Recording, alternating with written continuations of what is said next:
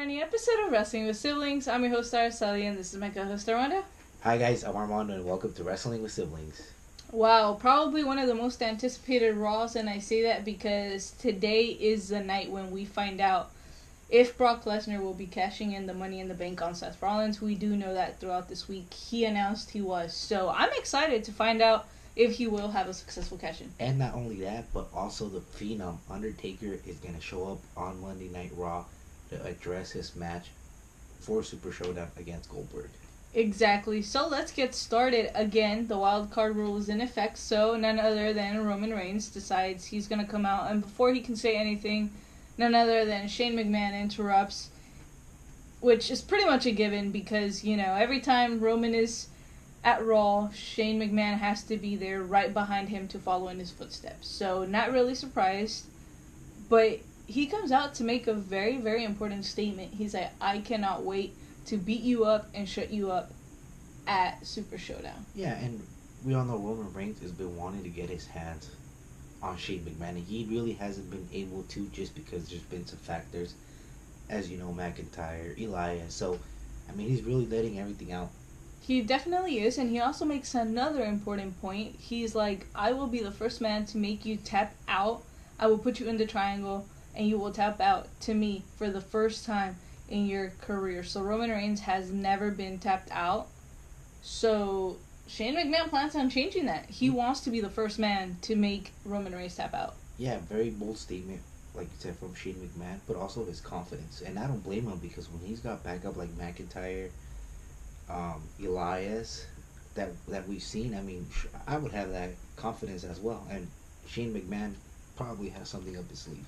Definitely. And I'd like to see you try and make me submit because we know Roman Reigns. We know he's Mr. Tough Guy. We know he's the one that runs the yard. He's not afraid of anyone or anything. So he tells him, bring it on. I'd like to see you try and actually make me tap.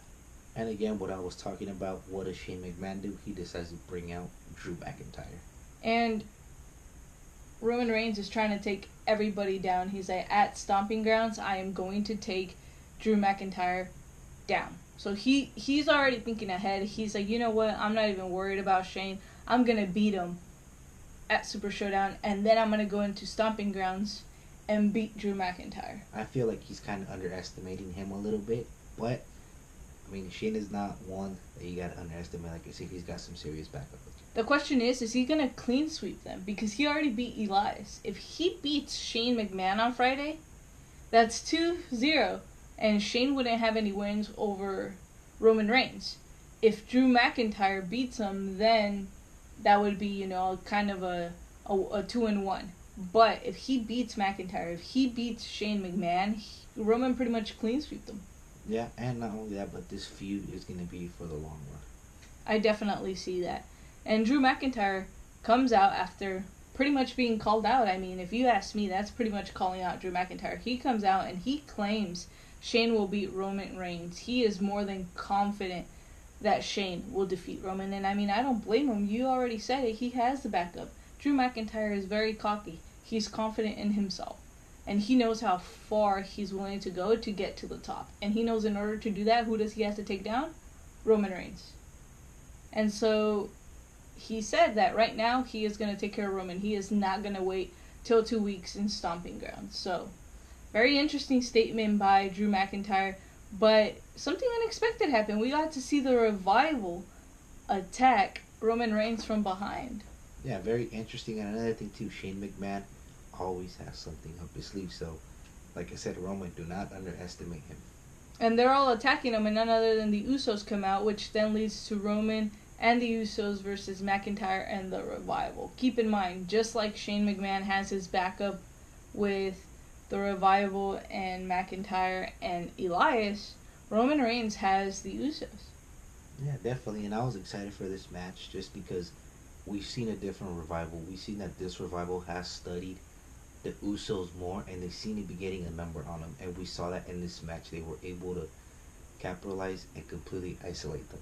You know, I think what really changed everything for the Revival, and this is coming from my personal opinion, I think ever since the Hawkins and Ryder incident, where they would just keep getting beat and keep getting beat and keep getting beat, I feel like that's when it all shifted and they realized, you know what, we're better than this. We can do a lot better. And ever since there, their career took a turn and they've been unstoppable. They've been amazing. They've been at the level of the Usos the last couple of months. Yeah, and following back to that is because they were able to focus. They were able to be like, you know what happened against the tag team champions is not going to happen to us again. And other than a better way for them to prove themselves against the Usos. Exactly. So this is definitely the perfect opportunity for them. And what can we say about McIntyre? He is pretty much the entire package. He has the promo skills, he can wrestle, he is extremely brutal, and he knows exactly what he's doing. And he, like I said earlier, he's willing to do whatever it takes to get to the top of the mountain. And in order to do that, who does he have to take out? Roman Reigns. And again, he has formed a great alliance with Shane McMahon. Yes. And that's a very great alliance to have on your side. Yeah, that's crucial because not only is Shane pretty much the owner of the company, I mean, he has the power to do whatever he wants. So, in that case, if McIntyre wanted something from Shane, this is his way to get it. Look at Dolph Ziggler. He used them until he couldn't use them anymore, and look how far that's gotten him. And Roman Reigns, I mean, he's Roman. There's nothing we can really say about him. But keep in mind that the game changer was Shane McMahon. As soon as he interfered, that's when pretty much the revival was able to capitalize. Yep. And they took out Roman Reigns at the end of the match. I mean, any advantage that Shane can get going into Super Showdown, he will definitely take full advantage of that.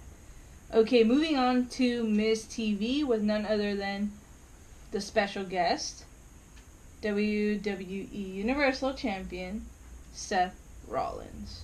And so Miz, this is a new Miz. I like this Miz. He likes to get into people's heads, and I think he's still that face Miz that everybody likes. He said tonight was not about the Miz, it was about Seth Rollins. And not only about Seth Rollins, but it was about Brock Lesnar, as I said earlier, cashing in his Money in the Bank tonight on Raw. Yeah, and I don't think Seth Rollins is afraid of Brock Lesnar, one because he's already beaten him before, and two, I feel that Seth is actually prepared for Brock Lesnar to cash in. I definitely agree with you on that one. But also, keep in mind, the mind games that Brock Lesnar is going to play is eventually going to get to Seth Rollins. There's only so much mind games you can take before it actually takes a tear in you, you know, and you're wrestling, and yes, you'll be extremely tired, but what's actually more exhausting is the mental. So once he gets inside his head, and you're mentally exhausted, you're done. And not only that, but we can see that the entire locker room is mentioning Brock Lesnar to Seth Rollins. Oh, what are you going to do with Brock Lesnar? Oh, you know, Brock Lesnar is this. So I feel all that is going to get to him at some point. But right now, I think he's just focused and he's just waiting for that perfect opportunity so Brock Lesnar doesn't cash it. And Seth Smith made a very, very important point. And if there's something I took from this was that he said, let's not focus on the what ifs, let's focus on the what is, right? And he's like, right now I have to focus on Baron Corbin and I have to go on to Super Showdown and beat him, but I will believe that Brock Lesnar is cashing in when he shows up on Raw, because keep in mind the mind games. He knows Brock likes to play mind games, so he wasn't fully like, okay, well yeah, if he shows up, then he's here and I'll focus about him there. If he doesn't, whatever. So he's gonna do that as the night goes on. Sorry. And then none other than Brock Lesnar decides to show up. This is the game changer. This is where everything changes for Seth Rollins. Yeah, and Seth Rollins was waiting for him to come directly to the ring so Brock Lesnar could cash in. But what does Brock Lesnar do? He stops halfway and decides to make a left and go the other way towards the arena.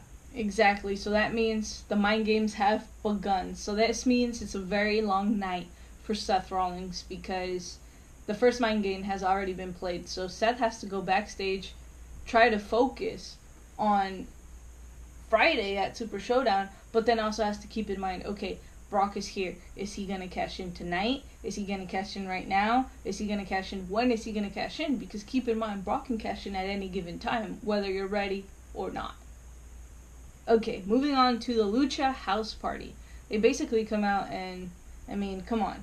Lars Sullivan comes out and pretty much destroys them. We know how this ends for the Lucha House Party. I mean, they try to give him a tiny little fight there, but that just made Lars Sullivan even more angry. So come Friday, they're dead. Yeah, they were able to get him out of the ring, but like as I was telling Araceli as the show was going on, that we really haven't seen Sullivan face big guys, and by big guys I mean like Bobby Lashley, Braun Strowman, guys like that. I really want to see him face someone like that, really make a statement. I definitely agree with you on that one. I see your point, because in order for him to prove himself as the freak or as the dominant competitor that he is being portrayed to be, he has to obviously take on someone his own size. However, I do see why they're doing it. They're trying to build him as a strong, unstoppable superstar, kind of like Braun Strowman at first, and then, go from there. But right now, I like what they're doing with him. But once he faces somebody like Bobby Lashley, Roman Reigns, Braun Strowman, McIntyre, of that caliber, that's what's really going to define Lars Sullivan. Yeah, and like you said, hopefully they don't do what they did with Braun Strowman. Hopefully if he's going to be the big ultimate bad guy, then they keep him that way. Yes, 100% agree with you on that one. You cannot potentially mess this up. Just keep going and it'll be all good for him. Alright, moving on to Becky Lynch, who says that she's been doing some thinking for the last 63 days since she's pretty much been home, and she finally got the chance to think, and she said she was the main event of WrestleMania, came out champion, and pretty much dreams come true is what she was saying. And I mean, she's not wrong. She said that being content is one of the worst things to ever happen to a fighter like her. And I mean, I understand why, because you start to get used to that. You don't want more. Your strive kind of just goes away. You don't want anything else. You're like, okay, well, I got to where I wanted to get, and that's it. You lose motivation. Yeah, and this is perfect for her. Like you said, she is going to work even harder to try to be a double champ again. Exactly. And she admits it. She's like, I'm pissed off because Lacey Evans cost me the SmackDown Women's Championship at Money in the Bank. And she admits it. She's like, you know what? I was mad, and I think that's good, but at the same time, that's something that Lacey Evans is going to take full advantage of. And I'm kind of glad that Becky Lynch recognized that, because I felt that she let the best get of her. She took on much more than what she could handle, and I think she has learned her lesson, so she's probably more mature now. Exactly. So that's definitely good for Becky Lynch. But Lacey Evans then decides, it's her turn to interrupt. She has some words she would like to say to the man herself. So then she comes out and she's like, oh, honey, you're like a dog chasing a car. I did the WWE Universe a favor, pretty much. And by that she means, well, yeah, you lost the other championship. I'm saving them. I did them a favor. So she's pretty confident, pretty cocky that she did the right thing by helping her lose the championship at Money in the Bank. I'm not sure what your opinion is on that, but that definitely is Lacey Evans. And she said Becky Lynch should not be the woman that represents the women's division. That should be the face of pretty much the company. And Lacey goes as far as calling it her division. Yeah, and there's the confidence that Lacey Evans demonstrates, that she knows that she could be the best woman in the WWE, and she's picking a fight with Becky Lynch. Exactly. And another thing that you really have to take into consideration from Lacey Evans, is that she said it, I might have lost, I accept my defeat, but I'm the reason why you lost. So another thing, she's accepting her defeat. She's accepting, you know what, I lost, but at the end of the day, I cost you what meant more to you than the loss meant to her. Because if you really think about it, Lacey Evans lost, but what did she really lose? Nothing. She had a great match against Becky Lynch. She proved herself at the end of the day. What did Becky lose? Her championship and the title as Becky Two Belts. That's what she lost. So I understand where Lacey Evans is coming from this. And she said she's going to beat Becky Lynch for the Raw Women's Championship. So I wouldn't doubt that, but I don't think it's the right timing. I think she's still too new. She needs to develop herself more, and eventually she'll be a WWE Women's Champion. Definitely agree with you on that one. They have to take it slow with her. There's so much they can do with her now to get her to the point where she has to be. Yeah, she's pretty much the future of the women's division. Exactly. She's going to carry that next generation of female superstars. He is correct, 100%. And none other than Charlotte, who's pretty much run the division ever since she debuted up until this point. Now she shares, I guess, the throne with Becky Lynch. She comes out and she's like, "Oh, Becky, stop making excuses and just accept the fact that I beat you." And she's right, because as far as I remember, Becky was 4-0 against Charlotte, and this is the first win that Charlotte has gotten over Becky Lynch. And at the end of the day, what matters is the wins. No matter how you get them, if someone interfered in your match, whatever, you get a win. That's what stays in the record books. Exactly. And she pretty much states that with her next statement. She's like, "Well, you know what? I'm 9 times champ. I'm already more than halfway to beating my dad's pretty much title reign. So, hey, at this point, she's telling you, I am the best and I am going to get to where I have to get no matter what." And like we said in previous podcasts before that, it's going to be a while till somebody reaches Charlotte's Flair, title range. And she's pretty much going to surpass her father. If anything, she's going to be a 17, 18-time women's champion. And it's going to be years and years till somebody could catch up. Exactly. There'll be people who will be behind her for sure. We'll have somebody maybe like Alexa who will be like right behind her. But you really won't have somebody that's gonna get to where she's gonna get, and it's gonna take years until they find the right woman. Nobody's gonna beat her title reign streak. And this time she's 9 champ, and hey, numbers speak louder than words at this time. And she's proven that she's 9-time, and next thing you know, she's going to be 16, 17, and 18-time champ, just as you said.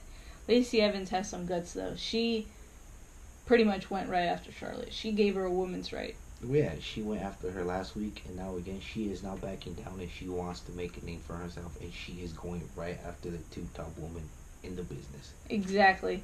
And this leads into Charlotte versus Lacey Evans. Personally, from our point of view, we would have saved this for a WrestleMania match, simply because this has the potential to be probably one of the greatest feuds in women's wrestling history. If not even also a main event. It's that type of match, just because if you look at these women, they have so many similarities in the ring and outside the ring, and then just so many similarities the way you look at them. Exactly. And the experience definitely showed for Charlotte in this match. She wasn't giving her any opportunity. She kept her down the majority of the time. Not only that, but same thing with Lacey Evans. I feel that Lacey Evans was really testing Charlotte out to see what she is capable of doing in the ring, and I kind of felt they both held a little bit back. But again, it's because they're both testing each other out.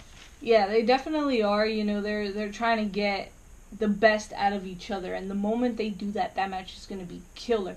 But at this point, I do believe they were holding each other back simply because we've seen what Charlotte can do, and based on the match that I saw Lacey Evans have against Becky Lynch, I fully believe she is at the same level as Charlotte Flair. Maybe not athletically, but I feel like wrestling-wise, she can compete with her. She definitely can. I've seen it, and we've been convinced of that since the Royal Rumble. Ever since she debuted and she had a stare down with her, you can tell she had some guts and she's ready to go. And Charlotte, I mean, come on. We already got into Charlotte. 9-time champion. She's probably the greatest women's wrestler that WWE has seen. And I will make the comparison since Trish. Because ever since Trish, I mean, I don't really think there's been anybody that has really been able to take that spot up until Charlotte. I don't know how you guys feel about that, but let us know in the comments below. Alright, moving on to Mysterio, who pretty much comes out and he's going to relinquish the championship because I believe he had a separated shoulder. Yep. And for those of you that don't know, he is the United States champion. So he comes out, and to save you guys the entire stare down and show he had with Joe comes out and he's like, well, I mean, someone said champion and I thought that was my cue, and I came out brilliant. You can't be mad at that. Come on, that was genius. And then Rey Mysterio decides he's gonna relinquish the championship, but he's not just gonna relinquish it like leave it vacant. He's actually gonna relinquish and give it to Samoa Joe himself. So that automatically makes Samoa Joe the new United States champion. And I think why he did that was because I think there was a lot of controversy on the way he won, and he probably went back and reviewed the footage, and he was probably like, you know what, yeah, his shoulders were not on the mat. I won unfairly. you do deserve it in my eyes. I think that's what pretty much Rey Mysterio based his decision. If not, he probably would have just, like you said, left it there vacant. Yeah, so we know he's a man that likes to do the right thing, so that's probably why he did it. But it is what it is. Samoa Joe crowned our new United States champion. Alright, moving on to Braun Strowman versus Bobby Lashley, I guess you could say. It's in an arm wrestling match. Kind of odd to see a arm wrestling match in a wrestling ring. Yeah, I mean, I understand it. The sport is wrestling, but really, an arm wrestling match, it is what it is. It was kind of entertaining, you know. They were able to make it interesting, at least. The one mistake, though, that Bobby Lashley did make was get Braun Strowman mad. Oh, yeah, for sure. He got him upset, and he paid for it. And I think that's why he ended up losing. Because if you really analyze the arm wrestling match, it was pretty close. Very, very close. And for a second there, I thought Bobby Lashley was going to beat Braun Strowman. Yeah. I thought that a couple of times, because I believe there was 2 times when you can actually tell how strong Bobby Lashley is, and then, you know, Braun Strowman ended up beating him for it. But he did start playing games with Braun Strowman. We got to see him, you know. I think he did it twice where he like smacked him and was like, nah, I'm not ready yet. And then they finally chalked it in. They were able to finally play their arm wrestling game. And Braun Strowman was one that ended up being successful in this great arm wrestling match. He did end up with shock on his face, though, because Bobby Lashley was so mad that he lost. And he was like, well, you know what? Here you go. And he just threw chalk at him. But, I mean, it is what it is. Thought you guys should know. Alright, moving on to Nikki Cross with Alexa in her corner versus Peyton Royce with, obviously, Billie Kay in hers. Very interesting pairing. Alexa and Nikki Cross. I think Alexa has something up her sleeve because she doesn't just pair with anybody. Anytime she does something like that, she has something up her sleeve. I feel that she's going to use Nikki Cross to do her dirty work. And like you said, she does have something up her sleeve. You could tell right away because of, you know, her little evil look that she does and stuff. So, but like I said, I like this duel so far. Yeah. So that evil stare he's looking at is, man, I'm so mad. I like the Iconics, but come on, they bullied Alexa. They threw her coffee, and then they pretty much pushed her. Well, Billie pushed her into the coffee, and you know she got all dirty and stuff. Like, come on.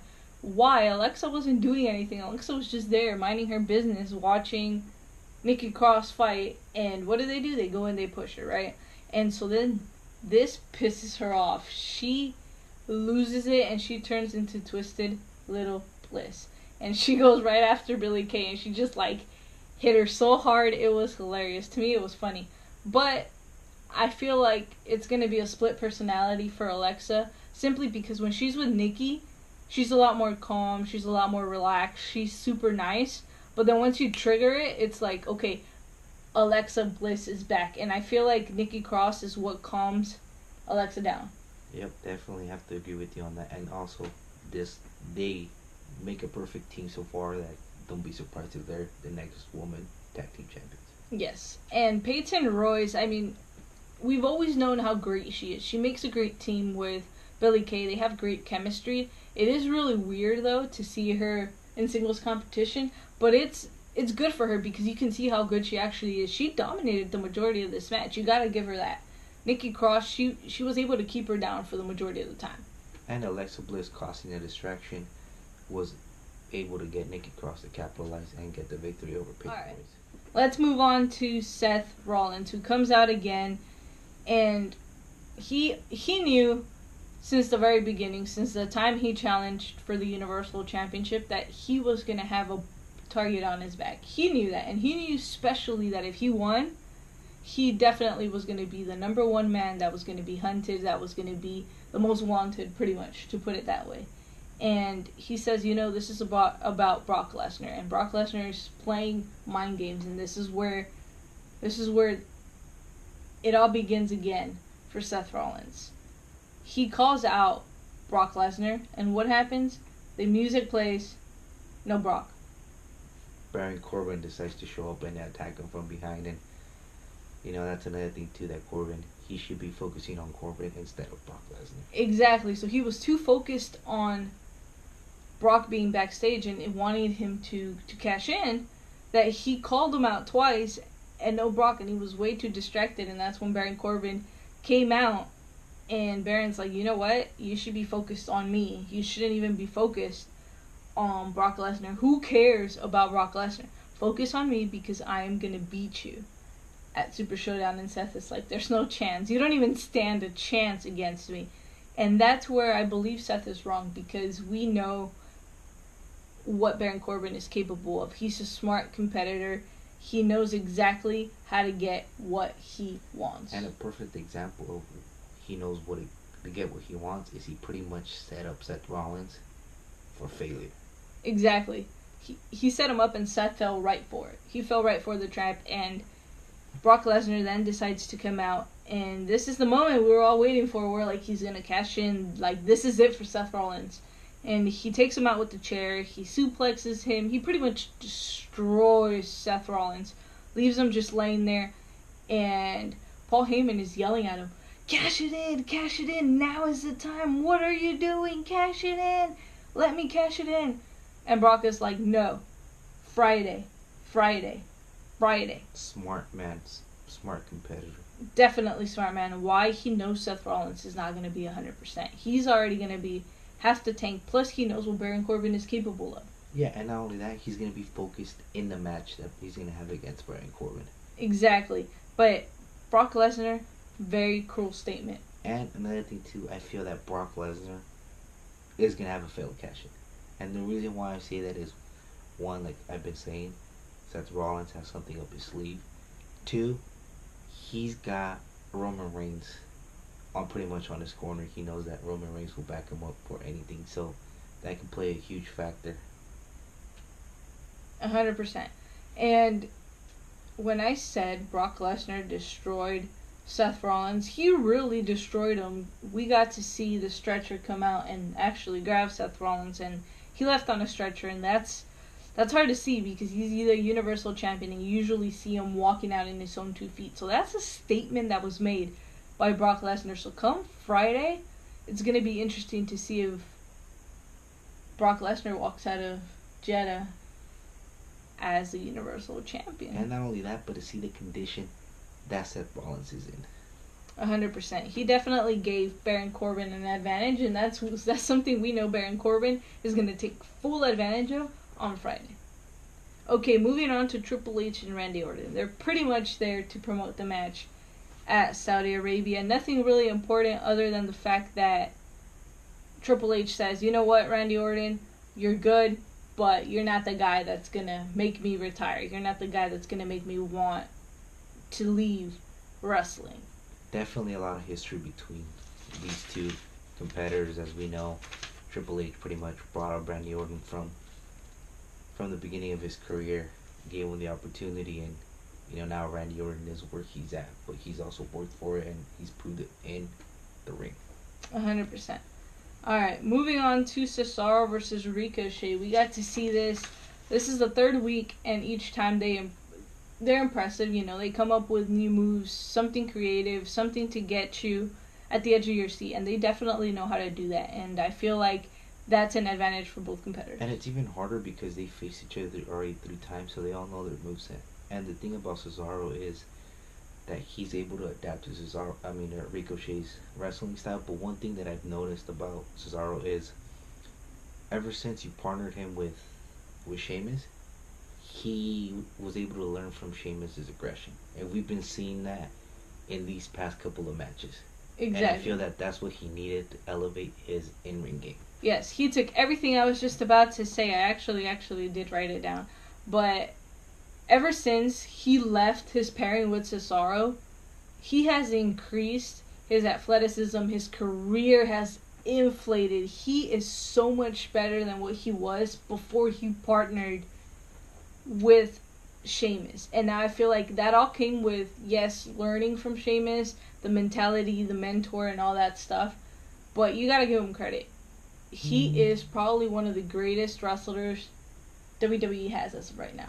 Yeah, definitely most technical, and I love the way he performs out in the ring, and not in this match, but in all the matches when he was in singles competition. Yep. And Ricochet, what can we really say about him? The dude he's incredible in the ring. He has some amazing talent, and I do feel like he is Cesaro's match. They are evenly matched, athletic-wise, maybe not power-wise, but I feel like everything else, they're pretty much evenly matched. Athletic-wise and in ring skills, they both just, they have this chemistry that you could just tell right away that, you know what, no matter how many matches these guys have together, they're always going to be great.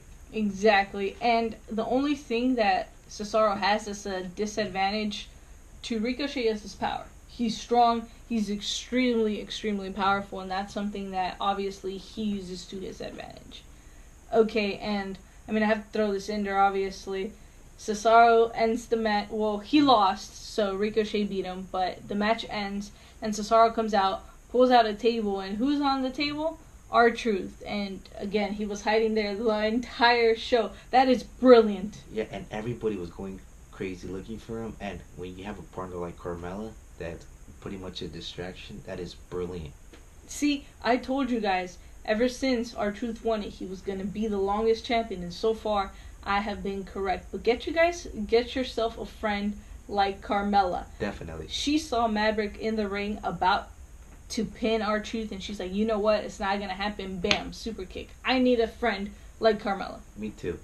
Alright, and then, none other than The Undertaker, who pretty much comes out and rest in peace, Goldberg, is pretty much what he had to say to keep it in very, very short words for you guys. I'm excited for this match. We're going to have two icons, two legends, you know, pretty much two superstars that we grew up watching finally face each other in Super Showdown. Yes, and it's going to be a very fascinating match in all aspects, wrestling-wise, promo-wise, everything. It's just going to be great. I can't wait to see it.